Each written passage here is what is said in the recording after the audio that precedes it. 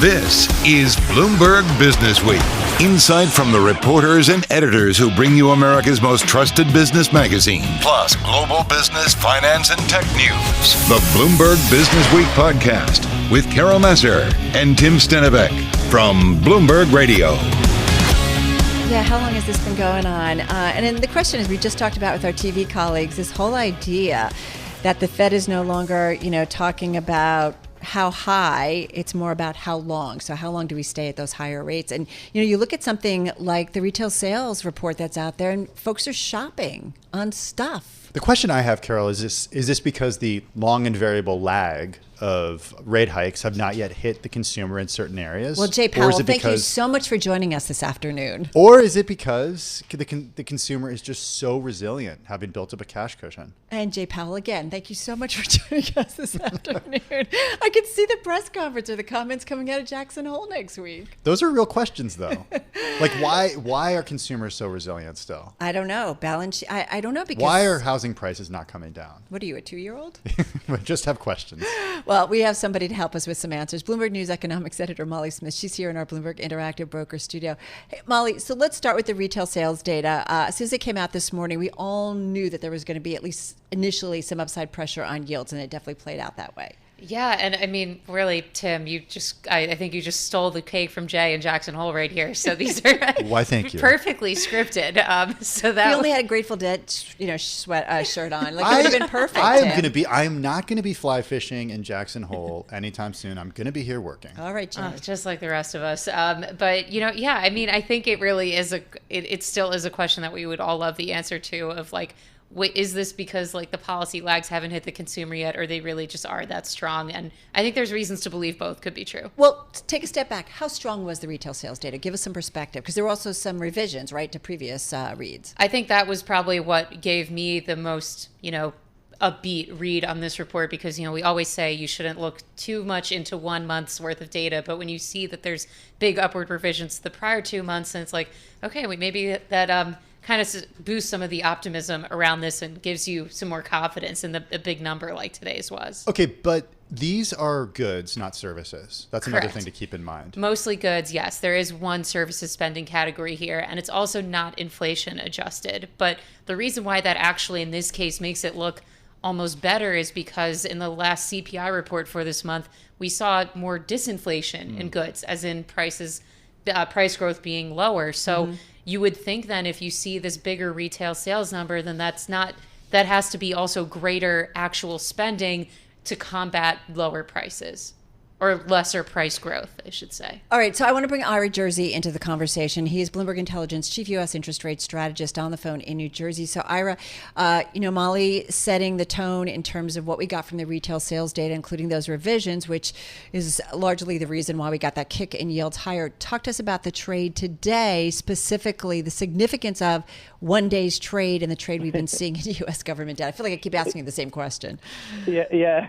So we started the day actually with higher yields, primarily because of better data in Europe. So we had a big sell-off in Europe, and Treasuries followed that, and it was there was continuation of that weakness right after the retail sales report. But then I think the market kind of woke up and said, does this really change the forward outlook of what we were thinking, where we're going to have a soft landing or at least a delayed recession? The Fed might not cut as aggressively as we thought, and but at the same time they're going to cut at some point. So then you wind up having a bit of a reversal, and people taking advantage of 4.25% 10-year yields and 5% 2-year yields. So and the market's very oversold right now as well. So I think it was just kind of an opportunity that people took to cover some shorts, at somewhat higher yields. Ira, how high do you think we'll see on the short end? Yeah, so we could get up towards 5.1%, 5.15%. It really depends on the scenario for the Fed and how long, and if firstly, if they're going to hike again this year, and then secondly, how long they're going to hold interest rates at the current level. When the market wakes up, I think eventually the market will wake up to the idea that the Fed might not be cutting interest rates until the fourth quarter of 2024. And if that's the case, you could easily get another, 15, 20, 25 basis points of sell-off up to around 5.1%. We put that in a note actually last week about different scenarios that could occur depending on what the Fed could do. But that being said, I think at some point in the next 3 to 6 months, we'll start to get a pretty significant rally in 2-year yields, and you'll see 2-year yields much lower on the idea that at some point in the future we'll start to price for very aggressive Federal Reserve cuts. I don't know if you got this story, but Carol and I interviewed Catherine Kaminsky yesterday over at Alpha Simplex, and she saw 10 years. She sees 10 years going to 6%. What do you make of that? Molly just passed out. Oh, sorry, I don't know if that was audible to that. That was. It's all live, everybody. All right, yeah. Whoa. Go ahead, Ira. I think that's an amazing tail risk, and the only realistic way that you get to 10-year yields at 6%, firstly, is that the Federal Reserve increases interest rates more in the front end, and that's number one, or the Fed doesn't do anything and inflation accelerates, which is not a realistic possibility in my view, at least not with this Federal Reserve.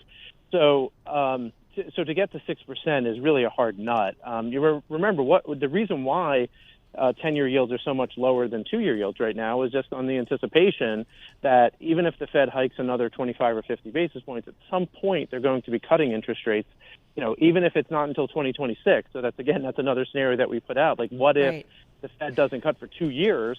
What then would the 10-year be pricing? And it turns out the 10-year would be pricing around 3.85% if they cut down to 3% in 2025. You still have unless the Fed's hiking, 10-year yields aren't going to probably break much higher than 4.5%. Well, while we get Molly smelling salts, Molly, I'm going to continue in just a moment. One thing I do want to ask you, Ira, when the Fed, puts their, makes their rate moves, and obviously we're now at a 5.25 to 5.5. I mean, is there something that the Treasury, if you take a look at the 2-year, that it won't normally go X amount above that range? So, yeah. Is there a correlation that we can assume that it can't go to that 6%? Right. So, if the Fed hikes the 6%, and then 2-year yields will probably go a bit higher, 5.5% or something like that. So that really depends on how the market prices for the future. If you think about what the 2-year yield is, it's the average of the overnight rate for the next 2 years. So if the market's at 5% and the Fed funds rates at 5.5, then the market's telling you that at some point, the market's mainly going to be pricing for at some point the Fed cutting interest rates in the future. And the reverse is true too, right? Like, let's imagine a scenario where the economy's falling out of bed, we see some job losses, inflation's still high, and the Fed doesn't cut.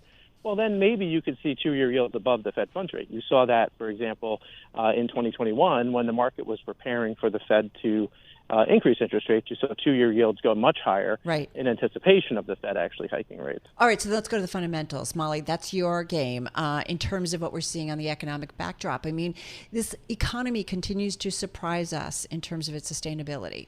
Yeah, and I think that's, still feeding into a lot of this soft landing argument. And, people definitely saw a bit of reason to keep being optimistic on that today. But of course, there is the risk on the other side of that if this is proving to be an economy that's too hot, that is risking feeding into inflationary pressures again, then the Fed certainly is not going to let off and let that 6% Treasury come to fruition. Doesn't the stickiness of wages and rents or home costs, that's what's weighing a little bit on inflation right now? Yeah, all these things. And this is why people have been saying that last mile, of getting from 3 to 2 is going to be the hardest and the longest. So I think that could be taking some of this euphoria out of this, what some people are calling the immaculate disinflation story. Okay, well, speaking of euphoria being removed, U.S. homebuilder sentiment declining for the first time this year, Molly. Please explain. Yeah, so there's, the mortgage rates are still really high, and I think it's finally catching up to, affordability as well. That, we had seen some months of home prices coming down, but that seemed to be, didn't really provide a whole lot of help on the affordability side, and especially since mortgage rates are now, staying above 7% for a bit longer here, and more talk of the Fed that it could very well hike rates again. And this discussion you guys were having as well of not how high, but how long, that's really putting some damper into the housing market activity. So builder sentiment came down because of current sales, because of future expectations, prospective buyer traffic, all those main indices that builders look for. Ira, just real quickly, 30 seconds left here. Next week at Jackson Hole, you think the Fed is just going to work overtime to kind of get some of the volatility out of the markets, or what's your take? Just quickly. I don't think volatility. I think that they'll probably focus on the how long question that we've been talking about at Bloomberg all day today. Mm-hmm. We've been talking about that really since May of this year. How can they jawbone taking some of the cuts that are priced out of the market? Any last thoughts here, Molly, for Jackson Hole next week? I'm thinking about the U.S. Open. I know you are. I know. Yes. It's okay. It's why we Nicely love you. done. Many of the reasons. Always we have love to you. sneak it in. Molly Smith, economics editor at Bloomberg News. The U.S. Open is a great indicator of the economy, I got to tell you. Ira Jersey, chief U.S. interest rate strategist at Bloomberg Intelligence, on the phone in New Jersey. It is kind of ish. You're listening to the Bloomberg Businessweek podcast. Catch us live weekday afternoons from 3 to 6 Eastern. Listen on Bloomberg.com, the iHeartRadio app, and the Bloomberg Business app. Or watch us live on YouTube. Well, back in early 2021, SPACs were really having a moment, to say the least. But today, it's a bit of a different story and environment. Of the roughly 400 de-SPACs on U.S. exchanges, those are companies that have merged with a SPAC like WeWork, Wheels Up, and a few more. The median performance year to date is down 50%. That's according to data compiled by Bloomberg, Tim. Yeah, and about 15% have gone bankrupt since the peak in early 2021. So let's get a SPAC update and talk more. We've got Isabelle Freidheim with us, CEO and founder of Athena Consumer Acquisition Corp. It's an all-women-led SPAC platform. You might recall, we've talked with members of the Athena team in the last few months. Isabelle is on Zoom from Aspen, Colorado. Isabelle, how are you? Good, thank you. Well, it's good to have you with us. Carol and I were talking about this as we prepared for the segment, and we thought, it's so interesting because it would make sense to be talking so much with SPACs in 2021, maybe early 2022. But today's news of the EV SPAC notwithstanding, SPACs aren't really happening much anymore. Why is that? Well, actually, they are. There have been 9 SPACs announcements in the last couple of weeks.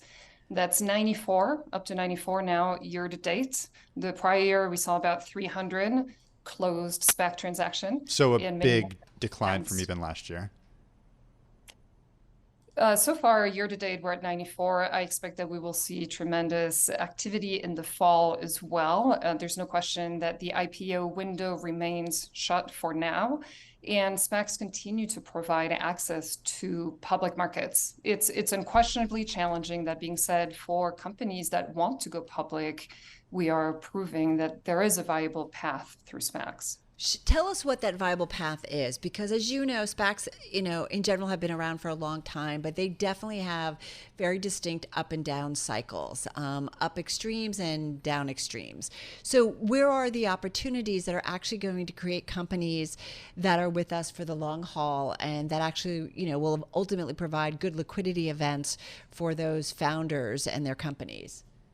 I think the supply and demand forces of the market have created a new equilibrium such that now investors are interested in companies that are generating revenues that are close enough to profitability. And that's just a result of demand on the investor side. And that is what created this abundance of SPACs in 2020 and 2021 was really demand from investors.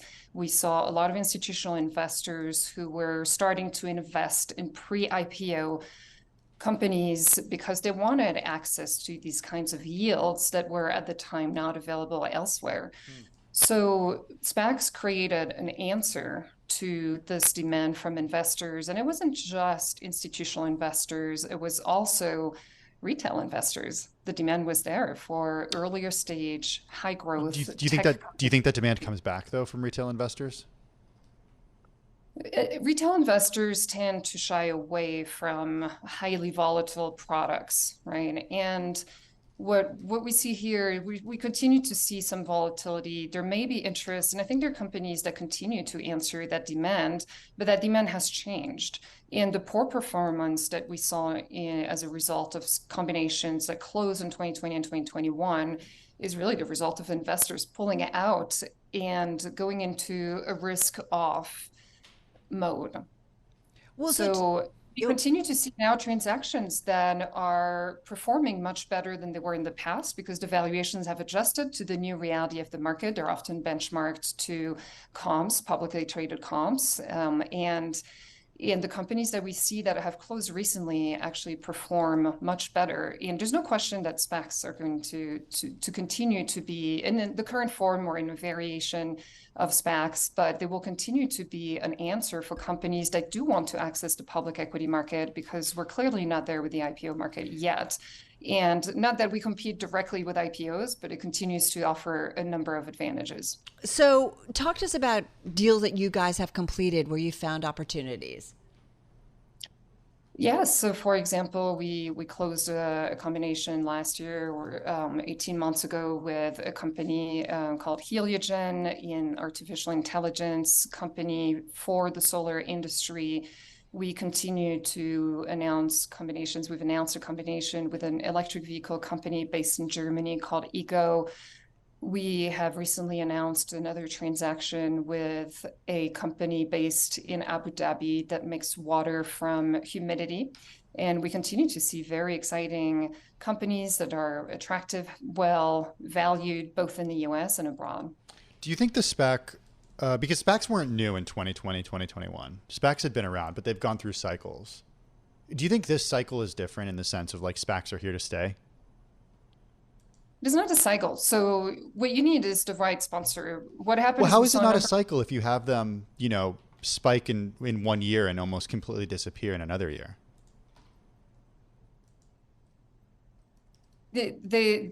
Well, it was a cycle, but I wouldn't say that now we're in a cycle. I think we're in more steady states with regards to SPACs. And what happened is that many SPACs were launched simply because they could. And that's not a sustainable formula, nor a sustainable business model.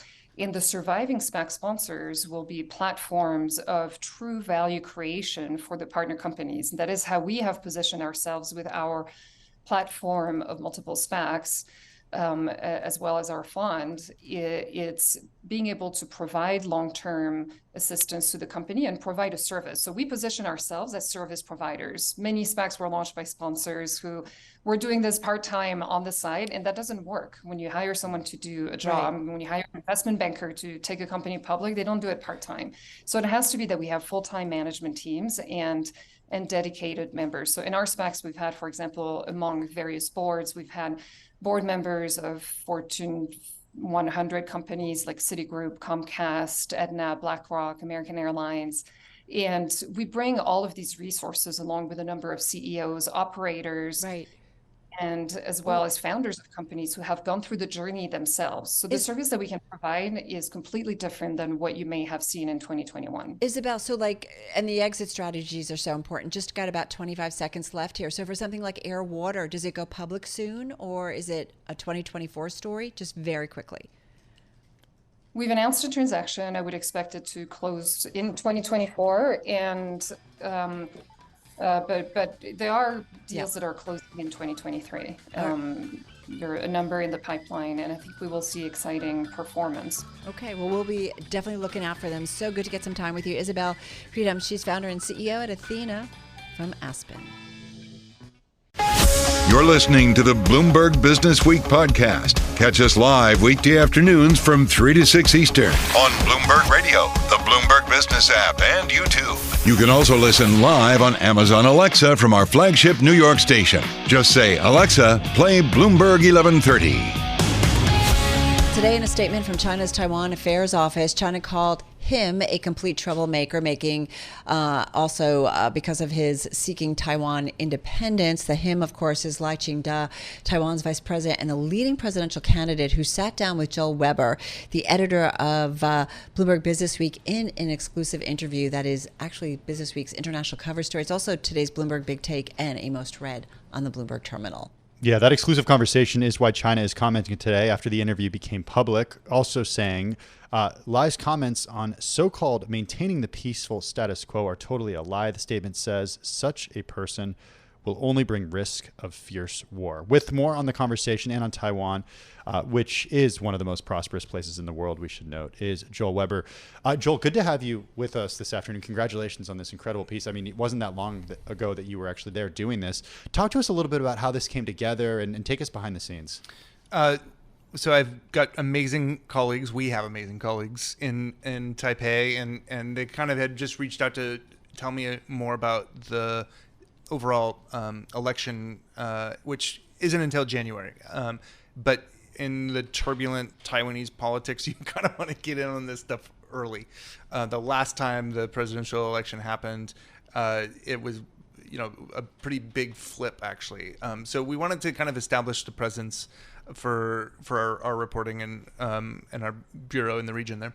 And so I said, well, what do we want to talk about? And they said, well, Lai Ching-te is the front runner, and he's the current vice president, and he's really the person that we should talk about. And I often think when there's a really chaotic or turbulent thing in the world, in this case, I think it's probably the most complicated geopolitical situation that you can imagine, and dropping into it, as I did, revealed how complicated it is. It helps to have like a little bit of a rock that you can kind of tell that story through. And that's what we were able to do with Lai. And I had a series of exclusive interviews with him. It's all tied to his transit, which gets to a thing that's part of the geopolitical complexity that I mentioned. If you're a Taiwanese official or elected official, you can't just do a round trip flight from Taiwan to anywhere in the U.S. You have to transit, which means that you have a stopover, which is effectively an extended layover. So he did that last weekend through New York en route to Paraguay. Paraguay happens to be one of the dwindling number of official sort of diplomatic countries that Taiwan has formal alliances with. The other ones, China has strategically managed to flip in recent years. So Honduras, Guatemala, these are countries that were once on Taiwan's side and have flipped to Beijing's corner. So Beijing and Taiwan is really what this story is about. And, for a long time, that prosperity that you mentioned, that was because there is this really effective triangle where Taiwan would have manufacturing in China, export to the U.S., everybody prospered. For decades, that worked until China started to reassert itself. And that's where we come into this upcoming election, because as China's asserted itself, Taiwan, which is a self-governing island, democratic, Beijing looks at that and says, you're part of China. And Taiwan says, no, we're not.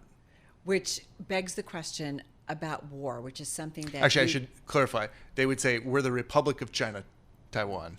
Which also, did I mention how complicated the geopolitical part of this was? I can only imagine the conversation that you had with him, how careful you were in terms of how you phrase things, because we know... If you watch the video, you can see me checking my notes. No, you're... But I mean, the question of war, the potential if China invades, and that is certainly, something that was obviously top of mind here. Big time. And look, like the stakes for this election actually couldn't be higher, I think. The global economy is absolutely dependent on Taiwan, and that is large part because of the semiconductor industry. Something like 90% of chips come from Taiwan. We learned how important that was during the pandemic when we had the supply chain carnage, and Taiwan is just instrumental. And if you don't have those chips, I think we would be living in a version of the world that would be like 1987 or something like that, right? Like total reset. So Taiwan, incredibly important to that. You're going to ask me something. Go ahead. No. Can we share a little bit of your interview? Yeah, let's do it. Okay. We have some of Joel's exclusive interview with Taiwan's vice president, and they talk specifically about the importance of support from the West and keeping peace with China. Check it out, everybody. 我们必须要根据事实，就是说我所谓的务实。We must abide by the truth, which is what I mean by pragmatism. It is that Taiwan is already a sovereign, independent country called the Republic of China. It's not part of the People's Republic of China. The ROC and PRC are not subordinate to one another. It is not necessary to declare independence. 另外宣布独立。 What is your roadmap to formal independence? 因为我的责任就是维持台海的现状。 My responsibility is to maintain the status quo in the Taiwan Strait while protecting Taiwan and maintaining democracy, peace and prosperity. So no such framework exists. We must work to maintain the peaceful status quo because Taiwan is already a sovereign country. China keeps pushing on the status quo, and it keeps pushing. It's fired a missile over Taiwan, it's crossed the median line in the Taiwan Strait, and it's simulated a naval blockade. What is your red line? 台海现状的情势紧张， Increased tensions impacting the status quo in the Taiwan Strait have not originated from Taiwan. They are due to China's growing assertiveness. China not only seeks to annex Taiwan, it also hopes to change the international rules-based order.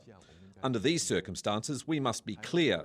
Taiwan's security is of international concern.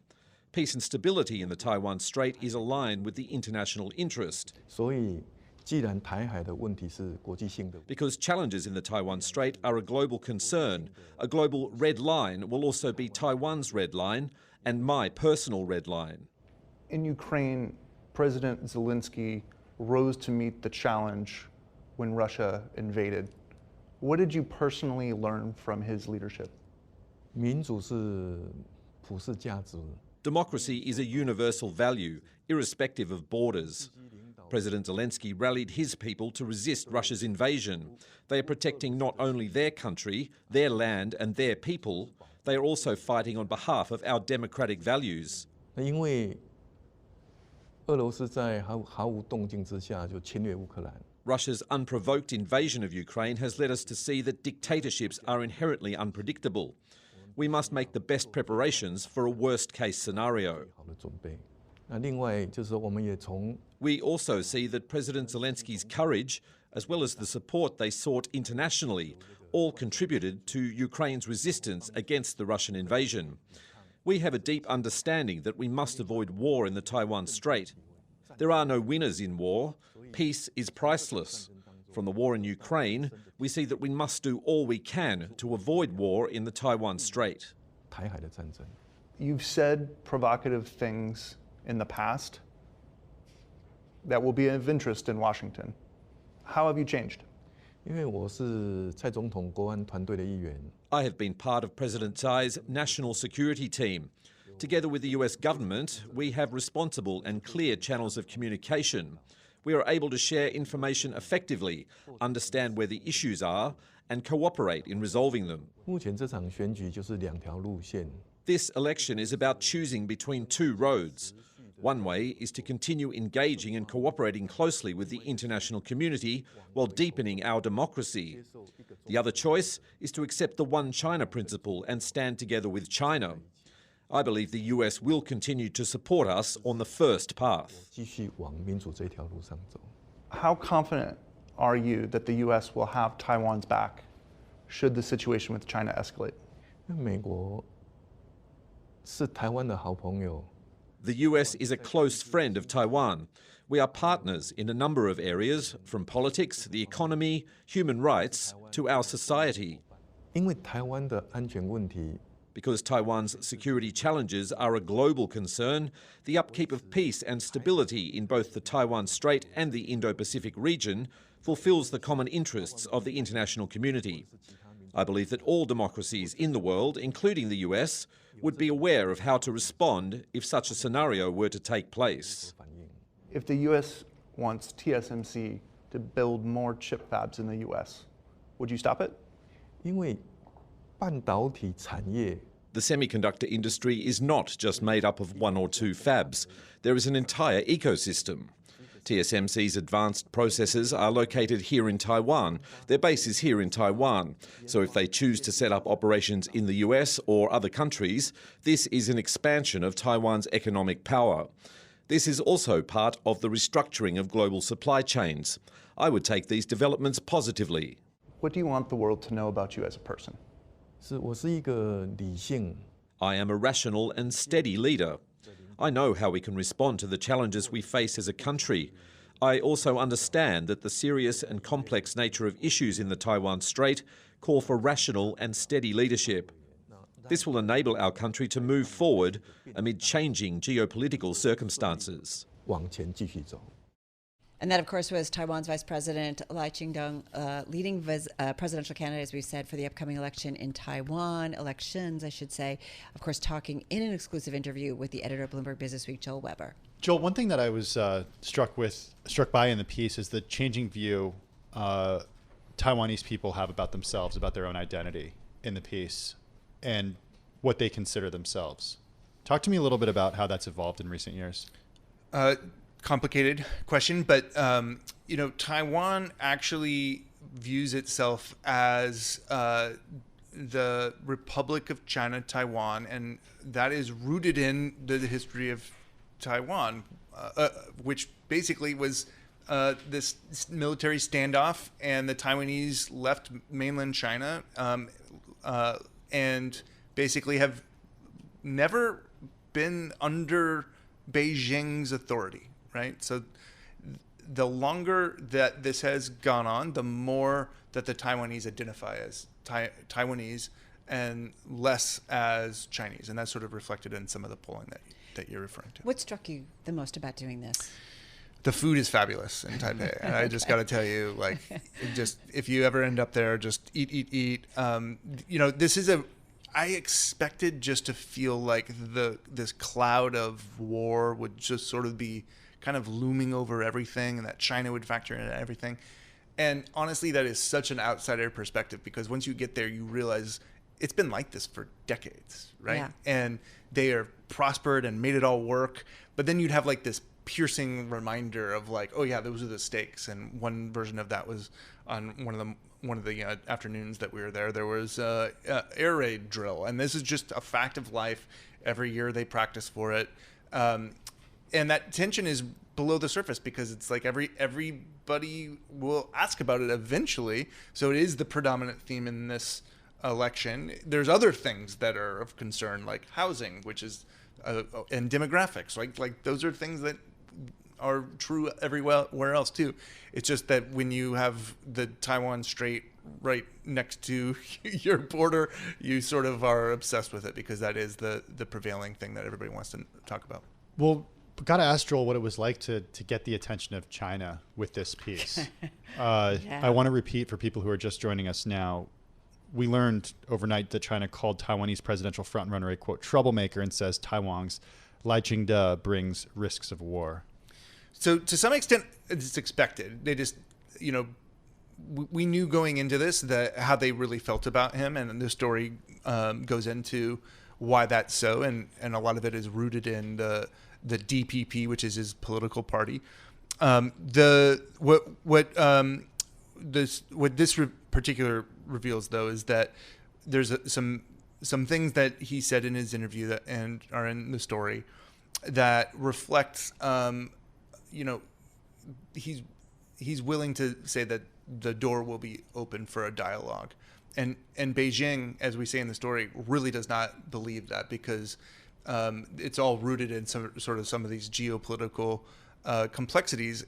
So to some extent, it's kind of like not a surprise that they would say that, but they said it, and it does speak to, in general, just how complex and why this election in January will be something that we'll be continuing to watch and revisit, I think, in the months ahead, because the stakes of this election could not be higher. That's why he's such a great editor, because he's a reporter at heart. Editor of Bloomberg Businessweek, Joel Weber. Check it out, folks. I'm driving in my car. I turn on the radio. How about you let me drive? Oh, no. Who's gonna drive you home? Honey, please, I'll do the driving. Drive on. Excuse me, I want to drive. It's the question that drives us. This is the Drive to the Close. That funky music will drive us till the dawn. On Bloomberg Radio. All right, everybody, just got about 17 and a half minutes left in today's trading session, getting ready shortly to head over to our TV colleagues and talk about a little bit about the trade. But in the meantime, we've got a great guest to do that as well, Tim. Yeah, very pleased right now to be joined by Lisa Erickson, Senior Vice President and Head of Public Markets Group at U.S. Bank Wealth Management. She joins us on Zoom from Minneapolis, Minnesota. Lisa, how are you? I'm great, thank you. Okay, so I don't even know if we should start with the bond market or the equity market today, Carol. I think I'm going to start with the equity market here because that's certainly what I'm interested in. We just heard from Charlie and from Bailey that the selling that we're seeing has increased. We're at the S&P 500 down 1.3% right now, the NASDAQ down 1.2%, and the Dow down more than 1%. Is this just, and we should say it's on very low volume, Lisa, but is this just a minor setback? We've seen such incredible growth in the S&P 500 so far this year. August not looking so good. Well, we're really neutral on the U.S. equity market right now. And the reason why is when you look at the puts and the takes, we really find them fairly balanced. So our expectation in the near term is really for more of what we would call a chop period, where investors are just going to be swung a little bit more by the news flow, because bottom line, really what it's looking for is some resolution on the inflation front and the policy front, with where the Fed may be headed with its continued monetary tightening policy.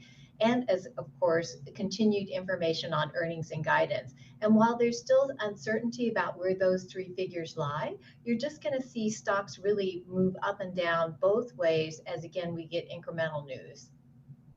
So I am curious, you guys, deal with a lot of wealthy investors, and what's top of mind for them? Because they end up, I would assume, make an investment and kind of sit in it for a long time, Lisa. So is that what they're doing, or they're saying, listen, I'm a little nervous. There's a lot of optimism. People have backed off recession. What can we do? So give us an idea of what kind of conversations you're having with your clients. Really the main conversation is around, again, looking forward into 2024 and 2025, really what the prospects are. And again, our best thinking right now is for our clients to stay strategically, typically where they would be in equities and fixed income, and really at this time not going big on either overweighting or underweighting those main asset classes. And again, the reason why is there's still lack of clarity about, again, the forward growth potential, which would of course then influence both equity and fixed income returns. And with, again, that level of uncertainty, again, just staying more at those long-term weights, we think really makes the most sense. Okay, so I guess my next question really is about your outlook for the economy, separating it, of course, from the stock market. We talked a lot today about retail sales that came in stronger than expected. I'm wondering, Lisa, if you're still making a call for a recession. Our base case, really based on our work with the U.S. Bank economics team, is that we're going to continue to have some slowing growth, but hopefully avoid a recession. And if we do get one, it'll be of the more moderate garden variety as opposed to a very severe recession. And that economic forecast is really on the back of the fact that we've seen the consumers stay relatively resilient, and companies as well be able to so far manage both their top and the bottom lines to really manage, again, a more tough interest rate and potential consumer spending environment to actually have both those top and bottom lines turn out okay. And so on the back of that, even though we see some slowing, we see so far those engines continuing to be able to hold in there, which again gives us more of a soft landing type of outlook. So one thing I want to ask you, you are head of the public markets group, Lisa, and I'm just curious, we just came off what is the most read story on the Bloomberg, has to do with Blackstone. Obviously big in private equity, private credit, growth equity, private everything. Your investors, are they more interested increasingly in what's going on in the private markets it's interesting. You can get yield, like Tim, you said earlier, in a simple 2-year treasury. Exactly. A 30-day. Exactly. So I'm just curious, are your investors more interested in private markets or public markets? Well, certainly we've seen an uptick of interest in the private markets really over the last few years, and that is actually on the back of our advice that clients, where they have the ability to handle some more illiquidity in their portfolio and longer time horizons, to look at those private types of vehicles for their portfolios. Certainly when you look over time, just the fact that, again, you get an extra risk premium for investing out with a longer time horizon and for not being able to make flows in and out as quickly, plus some of the additional economic sectors that are accessible via some of those vehicles, we think really make for an interesting case, again, for clients where that's an appropriate fit for their portfolios. I'm going to ask you the question I ask everybody, Lisa. If somebody comes to you with a big old pile of money, how are you deploying it right now? So, of course, once we do the initial financial planning work and the initial asset allocation work, we would really, again, advise going for those strategic targets at that time. And then, again, looking how policy and inflation particularly continue to play out over the next few quarters to look at where there may be more opportunities to over and underweight on a big asset class basis. Now, within asset classes, we do have some specific interesting recommendations to deviate from just really what would be the broad index recommendation. So, for example, in fixed income, again, for clients with the right kind of risk tolerance, we do see some extended sectors as interesting. So sectors just beyond, plain sort of investment grade bonds, as well as non-agency mortgages. And so there are some areas based on current valuations as well as fundamentals underpinning those nicer yields that we see of interest at this time. All right, we're going to leave it on that note. Hey, Lisa, thank you so much. Lisa Erickson, Senior VP and Head of Public Markets Group over at U.S. Bank Wealth Management, with us on Zoom from Minneapolis, Minnesota. This is the Bloomberg Businessweek podcast, available on Apple, Spotify, and anywhere else you get your podcasts. Listen live weekday afternoons from 3 to 6 Eastern on Bloomberg.com, the iHeartRadio app, TuneIn, and the Bloomberg Business app. You can also watch us live every weekday on YouTube and always on the Bloomberg Terminal.